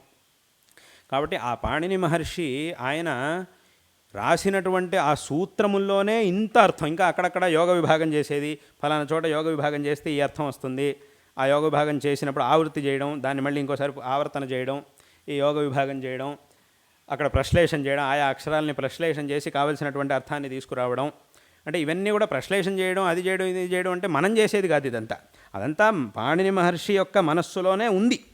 దాన్ని భాష్యకారులు, వ్యాఖ్యానకారులు, ఈ సాంప్రదాయికమైనటువంటి విద్వాంసులందరూ కూడా ఎవరైతే ఉన్నారో భాష్యకారులు, ఆ భాష్యకారులను అనుసరించి వచ్చినటువంటి విద్వాంసులు, వాళ్ళందరూ దాన్ని మనకు చూపిస్తున్నారే తప్ప వీళ్ళేదో కొత్తగా పాణిని మహర్షి చెప్పని విషయాన్ని మేమేదో చెప్తున్నామని అర్థం కాదు. వీళ్ళు ఎంత చెప్పినా కూడా ఇవన్నీ కూడా పాణిని మహర్షి యొక్క మనస్సులో ఉన్నటువంటివే. ఆ ఉద్దేశంతోనే ఈ సూత్రాన్ని ఆయన రచించారు అనే చెప్పాలి తప్ప మేమేదో ఆయనకు తెలియని విషయాన్ని మేమేదో చెప్పాము, మేము ఈ రకంగా వ్యాఖ్యానం చేసాం, ఆయన కొంచెం చేసినప్పుడు ఆయన చేసిన దాంట్లో కొంచెం న్యూనత ఉంది, ఆయన కొంచెం తక్కువగా చేశాడు కాబట్టి అది సరిపోవట్లేదు కాబట్టి మేమే దీనికి కొంచెం ఎక్కువ అర్థం వచ్చేలాగా మేము వ్యాఖ్యానం చేసాం అనడానికి వీల్లేదు. నువ్వు ఏమేమైతే చేస్తున్నావో అదంతా కూడా ఆయనకి తెలుసు. ఆయనకు తెలియదని అంటామా? ఇంత గొప్ప సూత్రాలు, ఇంత గొప్ప శాస్త్రాన్ని రచించి, ఇంత అద్భుతమైనటువంటి శైలిలో సూత్రాలను రచించినటువంటి వ్యక్తికి ఫలానా రూప నిష్పత్తి కావాలంటే ఇక్కడ ఏదో అక్షర ప్రశ్లేషణ చేయాలి, ఇక్కడ యోగ విభాగం చేయాలి అనేటటువంటి విషయం తెలియకుండానే ఆయన సూత్రాలు రాశారని అనడానికి అవుతుందా? అవదు. కాబట్టి మనం ఏం చేస్తాం, ఆయన యొక్క తాత్పర్యం ఏమిటి అనే దాన్ని మనం తెలుసుకోగలుగుతున్నాం అంతే తప్ప ఆయన చెప్పంది మేమేదో చెప్తున్నామని అర్థం కాదు. కాబట్టి ఈ రకంగా అంటే ఎంత ఎందుకు చెప్పొస్తున్నా అంటే అంత అద్భుతమైనటువంటి సూత్రాల్ని ఆయన రచించారు. కాబట్టి ఆ సూత్రముల ద్వారా వస్తున్నటువంటి అర్థమే ఇంత పెద్ద సముద్రంలాగా ఉంది అని అంటే ఆ రచించినటువంటి వ్యక్తి యొక్క బుద్ధిశక్తి అనేది ఎంత అద్భుతంగా ఉంటుంది, ఎంత ఉత్కృష్టమైనటువంటిది అనే దాన్ని మనం ఊహించడానికి కూడా సాధ్యం లేదు అనే విషయాన్ని స్వయంగా శంకరాచార్యుల వారు చెప్తున్నారు. శంకర భగవత్పాదాచార్యుల వారు తమ భాష్యంలో, సూత్ర భాష్యంలో ఈ విషయాన్ని ఉదాహరిస్తూ ఉన్నారు. కాబట్టి ఈ రకంగా ఇదంతా ఎందుకు చెప్పొచ్చాను అని అంటే ఈ కావ్యములు ఏవైతే ఉన్నాయో, అద్భుతమైనటువంటి కావ్యములు ఏవైతే ఉన్నాయో, మన సంస్కృత సాహిత్యం, ఆంధ్ర సాహిత్యంలో అద్భుతమైనటువంటి ఆ కావ్యములు ఇవన్నీ కూడా ఏవైతే ఉన్నాయో వీట్ల ద్వారానే వీటిని సంపూర్ణంగా అధ్యయనం చేయడానికే మనకింత కాలం పడుతోంది. అక్కడ ఉన్నటువంటి విషయాలన్నింటినీ కూడా పరిపూర్ణంగా అర్థం చేసుకోవడానికే మనకింత సమయం పడుతోంది అని అంటే దాన్ని రాసినటువంటి వాళ్ళకు ఉన్నటువంటి బుద్ధిశక్తి ఎటువంటిది, అది అత్యంత అపారమైనటువంటిది. కాబట్టి ఆ విషయాన్ని మనం తెలుసుకోగలగాలి. అంటే ఇదంతా ఎందుకు నేను చెప్తున్నాను అంటే మన పూర్వీకులైనటువంటి వాళ్ళందరూ కూడా, ఆ విద్వాంసులందరికీ ఎంత గొప్ప ప్రతిభ ఉండేది అనేదాన్ని మనం తెలుసుకోవాలి. ఎంత గొప్ప పరంపర, మన పూర్వీకులందరూ కూడా ఎంతటి ప్రజ్ఞావంతులు, ఎంతటి ప్రతిభావంతులు అనే విషయాన్ని మనం తెలుసుకోవాలి. అది గనక మనం తెలుసుకోకపోతే ఇంకా అది నిజంగా మన పూర్వీకుల యొక్క గొప్పతనాన్ని, వాళ్ళ యొక్క సామర్థ్యాన్ని, మన పరంపర యొక్క గొప్పదనాన్ని గనక మనం తెలుసుకోకపోతే దాన్ని మించిన ఆత్మవంచన అనేది ఇంకోటి ఉండదు. కాబట్టి ఎవ్వరు కూడా ఇటువంటి ఆత్మవంచన చేసుకోకూడదు. మన పూర్వీకులందరూ కూడా వాళ్ళకు ఉన్నటువంటి వాళ్ళ గొప్పతనాన్ని మనం తెలుసుకోగలగాలి. వాళ్ళు చూపించినటువంటి మార్గాన్ని మనం అనుసరించాలి. తద్వారా ఈ జీవితాన్ని సార్థకపరుచుకోవాలి. కాబట్టి ఎప్పుడు కూడా వాళ్ళని విస్మరించడం, వాళ్ళు చూపించినటువంటి మార్గాల్ని వదిలేయడం, ఇటువంటి పరిస్థితి ఎప్పుడూ కూడా రాకూడదు. ఇప్పుడున్నా కూడా దాన్ని మనం అయినంత తొందరగా ఆ పరిస్థితి నుంచి మనం బయటపడాలి. ఆ గొప్పదనాన్ని మనం తెలుసుకోవాలి. ఊరికే ఏదో పాశ్చాత్య వ్యామోహంలో పడి, ఏదేదో ఇతర సంస్కృతుల యొక్క వ్యామోహంలో మనం పడిపోయి ఊరికే జీవితాన్ని మనం నాశనం చేసుకోకూడదు. కాబట్టి ఈ ఆత్మవంచనని మనం ఎప్పుడూ కూడా చేసుకోకూడదు. ఆ పరవ్యామోహం అనేది చాలా ప్రమాదకరం. ఏదో మిగతా వాళ్ళ ద్వారా ఏదో మనకి ఏదో ప్రయోజనం లభిస్తోంది అంటే దాన్ని ఎంతవరకు వాడుకోవాలో అంతవరకు వాడుకోవాలి, అంతే తప్ప దాన్నే గొప్పదిగా భావించడం, దాన్ని మనం తెలుసుకోకపోవడం, ఇవన్నీ చేస్తే దానికంటే కూడా పెద్ద ఆత్మవంచన అనేది ఇంకోటి ఉండదు. అందుకే శాస్త్రంలో ఒక మాట చెబుతారు, ఏమిటంటే యోన్యథా సంతమాత్మానం అన్యథా ప్రతిపద్యతే కింతేన నకృతం పాపం చోరేణ ఆత్మాపహారిణ అని అన్నారు. అంటే ఇది యద్యపి తత్వజ్ఞానం గురించి చెబుతూ ఈ మాటను అన్నారు. యహ అన్యథా సంతమాత్మానం అన్యథా ప్రతిపద్యతే, వస్తుతః ఏ విధమైనటువంటి సాంసారికమైన దోషములు లేకుండా నిత్య శుద్ధ బుద్ధముక్త స్వభావమైనటువంటి సచ్చిదానంద పరబ్రహ్మస్వరూపమైనటువంటి మన యొక్క ఆత్మని ఈ సంసారంతో కూడుకున్నటువంటి ఆత్మగా, అంటే వస్తుతః ఆత్మ ఉండేది వేరేలా, కానీ మనం అనుకుంటూ ఉన్నటువంటి ఆత్మ ఉండేది వేరేలాగా. వస్తుతః ఉన్నటువంటి ఆత్మ ఏదైతే ఉందో దాని యొక్క స్వరూపాన్ని తెలుసుకోకుండా దాంట్లో లేనటువంటి వాటన్నిటిని కూడా దాంట్లో ఆరోపణ చేసుకొని దాంట్లో ఆపాదించి ఇదే ఆత్మ అని గనక అనుకుంటే యహ అన్యథా సంతమాత్మానం అన్యథా ప్రతిపద్యతే, వాస్తవంగా ఉన్నటువంటి ఆత్మని ఉన్నట్టుగా తెలుసుకోకుండా మనం ఈ భ్రమతో దీంట్లో ఏవేవో ఆపాదించుకొని ఇదే ఆత్మ అని గనక మనం తెలుసుకుంటే ఇది ఎటువంటిది అనంటే కింతేన నకృతం పాపం, ఇంతకంటే పెద్ద పాపం ఏముంటుంది ఈ ప్రపంచంలో.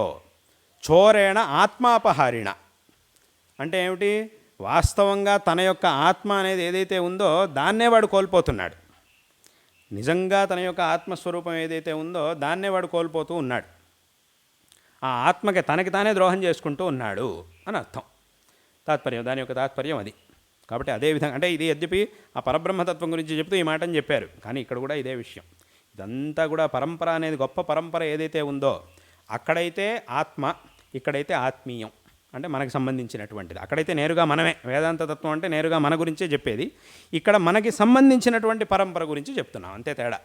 కాబట్టి మనకి సంబంధించినటువంటి పరంపర ఏదైతే ఉందో, ఒక ఉత్కృష్టమైనటువంటి పరంపర అనేది ఏదైతే ఉందో దాన్ని ఉన్నట్టుగా తెలుసుకోకుండా, అంటే దాని యొక్క గొప్పతనాన్ని తెలుసుకోకుండా ఏదో మా పూర్వీకులందరూ ఉండేవాళ్ళంది, వాళ్ళంతా ఒకటి మూర్ఖులు, వాళ్ళకేమీ తెలియదు, వాళ్ళంతా ఒట్టే దద్దమ్మలు, ఏమిటేటో ఎంతసేపు ఏదో మూఢనమ్మకాల్లో ఉండేవాళ్ళు, అది ఇది అని కనుక భావిస్తూ ఇవాళ రోజున ఎవడో ఎక్కడి నుంచో వచ్చాడు, వాడెవడో చాలా గొప్పవాడు, వాడు చాలా మేధావి, వాడు మొత్తానికి ప్రపంచం మొత్తానికి ఆదర్శం, అది ఇది అనుకుంటూ భావిస్తూ వాళ్ళు వెనకాల వెళ్ళడం మొదలెడితే, ఇప్పుడు వాళ్ళు ఏదైనా ఒక మంచి విషయం చెప్పారు, ఒక మంచి విషయాన్ని ఎవరు చెప్పినా తీసుకోవాల్సిందే, అది వాడు వీడు అనే ఉంది, ఎవరు చెప్పినా తీసుకోవాల్సిందే. కానీ ఎప్పుడు ఇక్కడ లేని దాన్ని వాడు చెప్తే అప్పుడు దాన్ని తీసుకోవాలి. ఇక్కడే ఉన్నదాన్ని వదిలేసి, మన వెనకటి వాళ్ళు ఎప్పుడో ఒక గొప్ప విషయాన్ని మనకి చెప్పినప్పుడు దాన్ని మనం వదిలేసేసి అదే విషయాన్ని పెట్టుకొని ఇంకోటి అదే విషయాన్ని మన దగ్గరికి వచ్చి మళ్ళీ వాడే మన దగ్గరికి వచ్చి, అంటే నీ దగ్గర ఉన్న వస్తువుని దొంగిలించగలి మళ్ళీ నీకే వాడు అమ్ముతున్నాడు. నీ దగ్గరే ఉండేది అది తీసుకొచ్చి నీకే వాడు అమ్ముతూ ఉన్నాడు. అట్లా ఉంది పరిస్థితి. అలా చేస్తూ ఉంటే అప్పుడు ఏమవుతుంది, ఇదే చాలా గొప్పది, వీడే చాలా గొప్పవాడు అని అనుకుంటూ వాడు వెనకాల వెళ్తుంటే ఇదే ఆత్మవంచన. అందుకే ఇక్కడ కూడా కింతైన నకృతం పాపం చోరైన ఆత్మాపహారిణ అని ఇక్కడ కూడా చెప్పాలి. కాబట్టి మన వెనకటి వాళ్ళందరూ కూడా ఎంత బుద్ధి, ఎంత ప్రజ్ఞతో ఉండేవాళ్ళు, వాళ్ళకున్నటువంటి ప్రజ్ఞ, వాళ్ళకున్నటువంటి ప్రతిభ అనేది ఎంత గొప్పది అనేటటువంటి విషయాన్ని అందరూ కూడా తెలుసుకోవాలి. ఇక్కడ లేని విషయం ఏదో ఒక విషయం కొన్ని విషయాలు ఇక్కడ ఉండకపోవచ్చు, అట్లాంటిది ఏదో వాళ్ళు ఎవరో కనిపెట్టి చెప్పారు అని అంటే అది పర్వాలేదు. అదే ఇప్పుడు చెప్పిన మంచి విషయాన్ని ఎవరు చెప్పినా తీసుకోవాల్సిందే, అది వేరే విషయం. అంతవరకు గౌరవించండి, దాంట్లో ఇబ్బంది ఏం లేదు.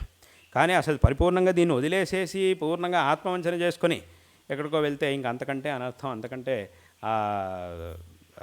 దానికంటే కూడా దౌర్భాగ్యం ఇంకోటి ఉండదు. కాబట్టి ఈ పరంపర యొక్క గొప్పతనాన్ని అందరూ కూడా చక్కగా తెలుసుకోవాలి, దీన్ని మనము నేర్చుకోవాలి, మన పిల్లలకు కూడా విశేషంగా ఈ సంస్కారాన్ని నేర్పించాలి అనేటటువంటి విషయాన్ని ఈ సందర్భంలో కూడా అందరికీ తెలియజేస్తూ ఉన్నాం. మనము నేర్చుకోవాలి, మన పిల్లలు కూడా నేర్పించాలి. ఏదో మన పూర్వీకులు అంటే వాళ్ళంతా ఊరికే ఇందాక చెప్పినట్టుగా ఒట్టి మూఢనమ్మకాలు, ఈ ధర్మం అంటేనే, ఈ పరంపర అంటేనే ఏదో మూఢనమ్మకం. ఏమిటా మూఢనమ్మకం? ఇప్పుడు కాలంలో చాలామంది, నేను చాలా చోట్ల చెప్తూ ఉంటాను, ఏమిటంటే ఇప్పుడు కాలంలో చాలామంది మూఢనమ్మకాలు అని అంటూ ఉంటారు. అసలు మన ధర్మంలో ఉండే చాలా ఆచరణలను చూసి వాళ్ళు ఏమంటుంటారు, ఇవన్నీ మూఢనమ్మకాలు, ఒట్టి మూఢనమ్మకాలు అని అంటూ ఉంటారు. కానీ వాస్తవంగా ముందు వాళ్ళని అడగాలి, అసలు ఈ మూఢనమ్మకం అనే మాట నీకు ఎక్కడి నుంచి దొరికిందయ్యా? అసలు ఈ మూఢనమ్మకం అనే మాట నువ్వు మూఢనమ్మకం అంటున్నావు కదా, అసలు ఈ పదాన్ని నీకు ఇచ్చింది ఎవరు? ఈ పదాన్ని కనిపెట్టి నీకు ఇచ్చింది ఎవరు చెప్పు? అక్కడ ఈ మూఢనమ్మకం అనేటటువంటి మాటకి సంస్కృతంలో ఉండే పదం ఏమిటంటే అంధవిశ్వాసం, అంధశ్రద్ధ అని అంటారు. అంధవిశ్వాసం అథవా అంధశ్రద్ధ అని అంటారు. దీన్నే మనం తెలుగులో చెప్పేటప్పుడు మూఢనమ్మకం అంటున్నాం. కానీ ఒక సంస్కృత పదాన్ని వదలలేదు, ఇంకా ఒక సంస్కృత పదం, ఒక తెలుగు పదం. మూఢ అంటే అది సంస్కృతం, నమ్మకం అంటే అది తెలుగు పదం. కాబట్టి మూఢనమ్మకం అని అంటున్నాం మనం. అంటే ఆ సంస్కృతంలో చెప్పినటువంటి అంధశ్రద్ధ అనే మాటనే తెలుగులో మనం మూఢనమ్మకాలు అని అంటున్నాం. మిగతా భాషల్లోనూ అలాగే అంటాం, కన్నడంలోనూ కానీ వేరే భాషల్లో, హిందీ భాషలో అక్కడ కూడా. హిందీ భాషలో అయితే అంధశ్రద్ధ అని అంటారు, అదే పదాన్ని వాడతారు, అంధవిశ్వాసాన్ని అంటారు హిందీలో అయితే. అక్కడైతే అసలు మార్చేదే లేదు. ఇక్కడ మాత్రం ఆ నమ్మకం ఒక పదాన్ని మార్చి తెలుగు పదాన్ని వేసుకున్నాం, ఇంకో పదం సంస్కృత పదాన్ని అలాగే పెట్టుకున్నాం. కాబట్టి మూఢనమ్మకాలు అని మనం అంటున్నాం. కాబట్టి అసలు ఈ మూఢనమ్మకం అనే పదాన్ని నీకు ఇచ్చింది ఎవరు? మేమే ఇచ్చాం. అసలు ఈ పదాన్ని నీకు ఇచ్చిందే మేము. అంటే దాని అర్థం ఏమిటి? ముందు అసలు ఈ పదం మా దగ్గరే ఉండింది, అంటే ముందు ఉంది, ఇప్పుడు కూడా ఉంది మా దగ్గర, ఇప్పటికీ మా దగ్గర ఉంది ఈ పదం. మరి ఈ పదం మా దగ్గర ఉంది అని అంటే మా ప్రకారం దీనికి ఒక అర్థం ఉండాలి. అర్థం లేకుండా పదం ఎందుకు ఉంటుంది? ఇలాంటి పదం ఎందుకు ఉంటుంది? కాబట్టి ఈ అంధశ్రద్ధ, అంధవిశ్వాసం, ఈ మూఢనమ్మకం అనే పదానికి ఈ పదాన్ని మేమే మీకు ఇచ్చాం, మా దగ్గర నుంచి నువ్వు తీసుకున్నావు కాబట్టి మా దగ్గర దీనికి ఒక అర్థం ఉంది. కానీ నువ్వేం చేస్తున్నావు అంటే మా దగ్గర నుంచి ఈ పదాన్ని తీసుకెళ్ళి నువ్వు ఇప్పుడు నీ ఇష్టం వచ్చిన అర్థంలో ప్రయోగిస్తున్నావు. మా ప్రకారం దీనికి ఒక అర్థం ఉంది. ఏమిటా అర్థం అనంటే, ఏ ఆచరణనైతే వేదములు కానీ, స్మృతులు కానీ, శిష్టులు కానీ చెప్పలేదో అటువంటి ఆచరణ ఏదైతే ఉంటుందో అది మూఢనమ్మకం అని వాస్తవంగా దీని యొక్క అర్థం. ఏదో ఒక ఆచరణ ఉంది, దీనికి ఎక్కడ శాస్త్రంలోనూ ప్రమాణం లేదు, వేదముల్లోనూ ప్రమాణం లేదు, స్మృతుల్లోనూ ప్రమాణం లేదు, ఎటువంటి మన శిష్టులు ఎవరు కూడా, వెనకటి వాళ్ళు ఎవరు కూడా దీన్ని చేయలేదు, అలాంటి దాన్ని నువ్వు చేస్తాను అంటే అది మూఢనమ్మకం. కాబట్టి దాన్ని మనం వదిలిపెట్టేసేయాలి, అది మనకి పనికిరాదు. ఎందుకంటే ధర్మానికి ప్రమాణము అనంటే ఒకటి వేదము, రెండవది స్మృతి, మూడవది ఆచారం. ఈ మూడే కదా ప్రమాణాలు. కాబట్టి ఈ మూడిటికి విరుద్ధంగా ఏదైతే ఉంటుందో దాన్ని మూఢనమ్మకం అని అంటారు. కాబట్టి అక్కడికి ఏమైందనంటే మూఢనమ్మకం అనేటటువంటి పదానికి అర్థం ఇది, వాస్తవమైనటువంటి అర్థం ఇది. ఇప్పుడు దీన్ని నువ్వు తీసుకెళ్ళిపోయి ఈ పదాన్ని, వాస్తవంగా ఈ పదానికి ఈ అర్థం ఉంటే ఈ పదాన్ని నువ్వు తీసుకెళ్ళిపోయి నీ ఇష్టం వచ్చినటువంటి అర్థంలో, అంటే ఏదైతే నీకు అర్థం కాలేదో, దేని యొక్క గొప్పతనం అయితే నీకు అర్థం కాలేదో, దేని యొక్క ఎందుకు మన మహర్షులు వేదములు ఇలా చేయమని చెప్తున్నాయి అనేటటువంటి విషయం నీకు అర్థం కాలేదో, ఎందుకంటే లోకంలో కొంతమంది ధోరణ అలా ఉంటుంది, ఏమిటంటే వాడికి అర్థం కానివన్నీ కూడా తప్పులు అనేటటువంటి వాళ్ళు చాలామంది ఉంటారు. ఎందుకు అలా అంటారు అంటే, నాకు ఇది అర్థం కాలేదు అని ఒప్పుకోవడానికి వాడికి నామోషి, అర్థం కాలేదు అని ఒప్పుకోడు వాడు. అర్థం కాలేదని ఒప్పుకోవడానికి వాడికి అభిమానం అడ్డొస్తోంది. కాబట్టి వాడు ఏం చేస్తాడు అని అంటే, విషయమే తప్పు అని అంటాడు. నేను అర్థం కాలేదు నాకు అని చెప్పేస్తే వీళ్ళు ఏమన్నా నన్ను చులకం చేస్తారేమో అని వాడికి భయం. కాబట్టి ఏం చేస్తాడంటే, ఇదే తప్పండి, అసలు మీరు చెప్తున్నదే తప్పు అని వేస్తాడు. వీడు ఎన్ని ప్రమాణాలు పెట్టుకుని చెప్పినా కూడా ఇదంతా తప్పు అని అనేస్తాడు. ఏదో కుతర్కాలు చేస్తుంటాడు. అందుకే శంకరాచార్యులు వారు చెప్పాడు, దుస్తర్కాత్ సువిరమ్యతాం అని చెప్పారు శంకరాచార్యులు వారు. కాబట్టి ఆ కుతర్కాలని చేస్తూ ఉంటాడు వీడికి అర్థం కాలేదు అన్నప్పుడు. కాబట్టి అదేవిధంగా ఇప్పుడు శాస్త్రంలో ఋషులు వాళ్ళందరూ కూడా ఎందుకు ఇలా చేయమని చెప్పారు, ఈ ఆచరణ యొక్క గొప్పతనం ఏమిటి అనే విషయాన్ని తెలుసుకోకుండా, అది నీకు అర్థం కాలేదు కాబట్టి ఇది తప్పు, అర్థం కానిదంతా తప్పు అనేటటువంటి ధోరణిలో ఇదంతా మూఢనమ్మకం అని అంటున్నావు. కానీ వాస్తవంగా దాని యొక్క అర్థం అది కాదు, మూఢనమ్మకం. ఎందుకంటే మాకు మన దీంట్లోనూ శాస్త్రంలోనూ మూఢనమ్మకాల గురించి చెప్పారు. లేకపోతే ఆ పదం ఎక్కడి నుంచి వస్తుంది? నువ్వు కనిపెట్టిన పదం కాదుగా, ఆ పదం ఎక్కడి నుంచి వస్తుంది? లేకపోతే ఆ పదం అనేది ఉండనే ఉంది. కాబట్టి ఏ ఆచరణములైతే ఏ ఆచరణలు వేదసమ్మతముగానో స్మృతి సమ్మతముగానో ఆచార ప్రాప్తముగానో ఉన్నాయో అటువంటి ఆచరణలు మాత్రమే ప్రామాణికములు. మిగతావన్నీ కూడా ప్రామాణికములు కాదు. దీన్ని మనం చక్కగా తెలుసుకోగలగాలి. ఎందుకంటే లోకంలో చాలామంది అలా చేస్తుంటారు, ఏమిటేమిటో చేస్తుంటారు. వాటన్నిటికీ ధర్మం అని పేరు పెడతారు. ఆ ధర్మం అనే పేరులో ఏమిటేమిటో చేస్తుంటారు. చెప్పేవాళ్ళు ఏమిటేమిటో చెప్తుంటారు, చేసేవాళ్ళు ఏమిటేమిటో చేస్తుంటారు. దానికి ఏమిటయ్యా ప్రమాణం? అసలు ఆ చెప్పేవాడికి ఏం జ్ఞానం ఉంది? వాడు ఏం నేర్చుకున్నాడు? వాడికి అసలు ఏం వచ్చి ముందు? అసలు ఏమన్నా ఈ శాస్త్రములు కానీ వేదములు కానీ శాస్త్రములు కానీ శిష్టాచారం కానీ వాడికి తెలుసా? తెలియదు. ఊరికే నాకు అలా అనిపించింది, నాకేదో ప్రేరణ అయింది, నేను ఎక్కడో కూర్చున్నాను, ఏదో చెట్టు కింద కూర్చున్నాను, నాకు ప్రేరణ అయిపోయింది కాబట్టి నేను చెప్పేస్తున్నాను అని ఇలా చెప్పేవాడు. అది ఎక్కడో ఏదో చెట్టు కింద కూర్చున్నాను, పైనుంచి ఒక ఆకు వచ్చి నా నెత్తి మీద పడేసరికి నాకు బ్రహ్మజ్ఞానం వచ్చేసింది. ఇలాంటి కథలు.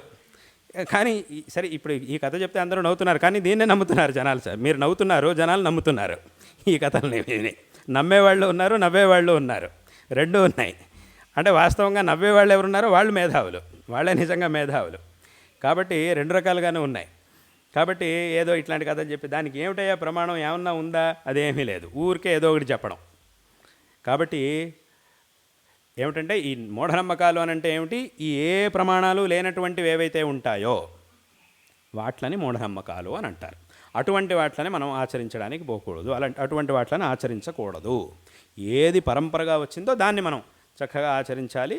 దాన్ని ఆచరించడం ద్వారా మనకి సకల శ్రేయస్సులు లభిస్తాయి అనేటటువంటి విషయంలో ఏమాత్రం సందేహం లేదు. కాబట్టి అదే ఇదంతా నేను ఎందుకు చెప్పొచ్చాను అని అంటే, దీని యొక్క గొప్పతనం ఏమిటి అనేదాన్ని మనం తెలుసుకోవాలి. వెనకటి నుంచి ఆ పరంపరగా వచ్చినటువంటి ఈ విశేషాలు ఏవైతే ఉన్నాయో వీటి యొక్క గొప్పతనాన్ని మనం తప్పకుండా తెలుసుకోవాలి.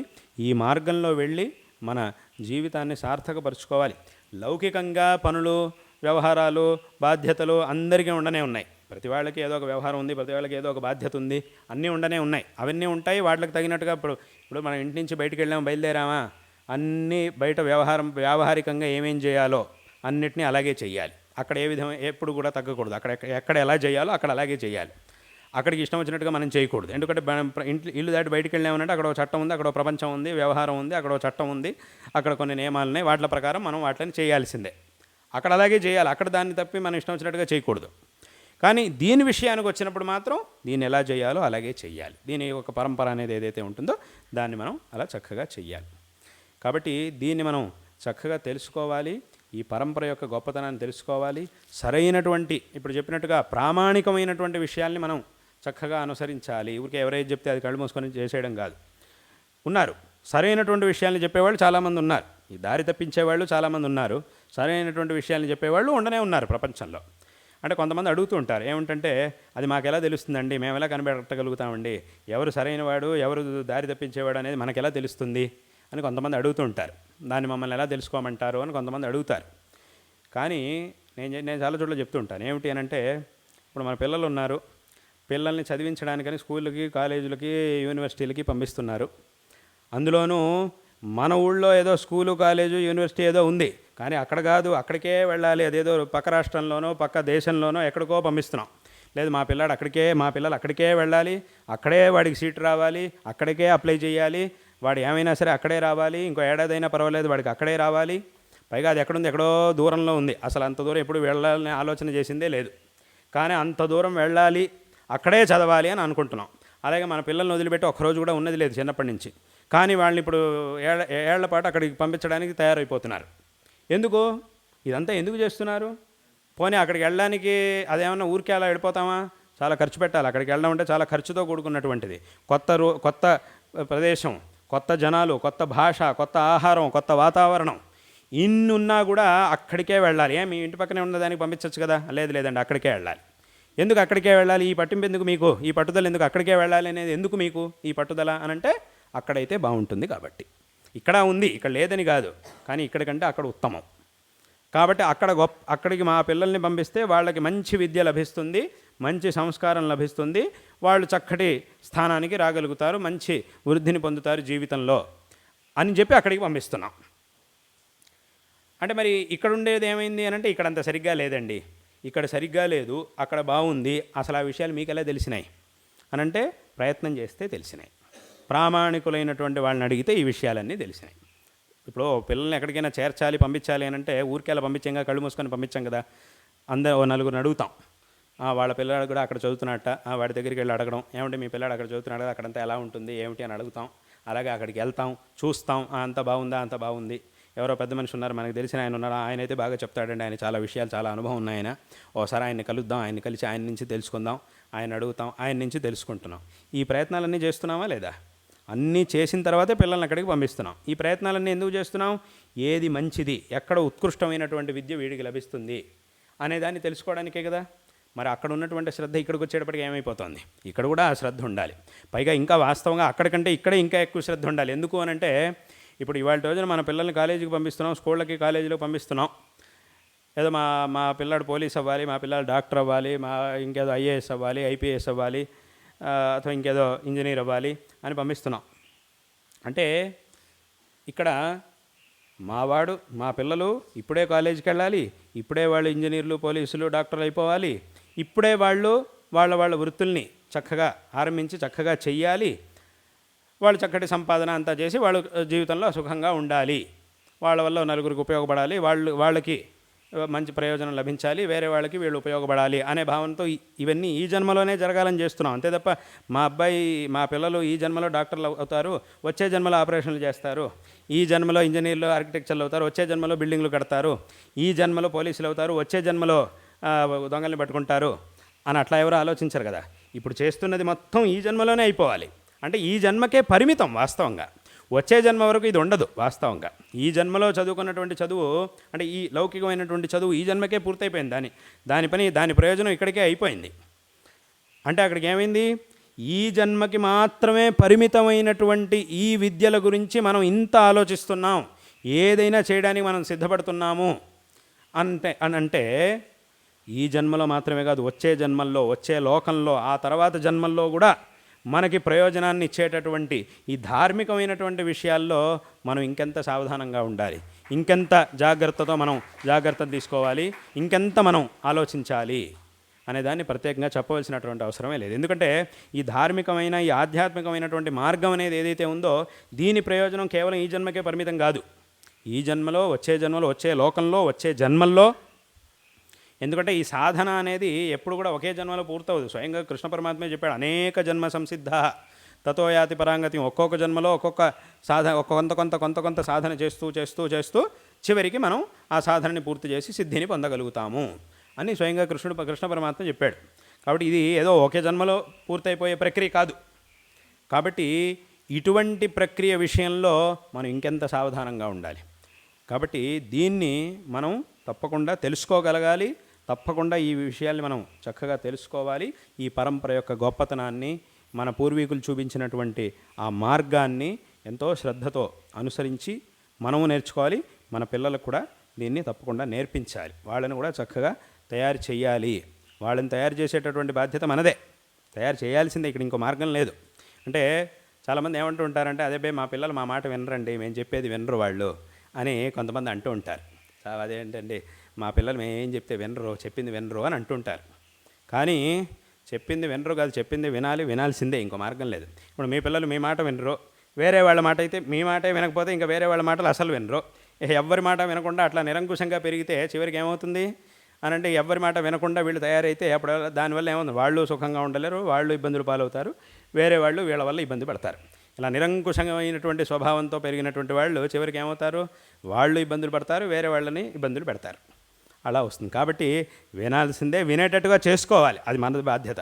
అబ్బాయి అది ఎలా చేసుకుంటామండి అని అంటే అది చెప్పడం కుదరదు. ఆ చాతుర్యం వాళ్ళకు ఉండాలంతే, అది మీలోనే ఉండాలంతే. అది ఆ తల్లిదండ్రులకు స్వాభావికంగా ఆ చాతుర్యం అనేది ఉండాలి.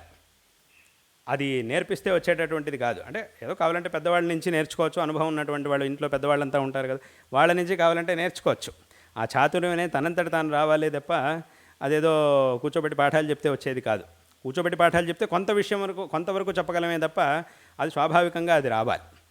అంటే నేను ఎప్పుడు ఒక ఉదాహరణ చెప్తుంటా. ఏమిటంటే, ఇప్పుడు ఒక సింహం ఉంది, ఆ సింహం పిల్లలు ఉన్నాయి.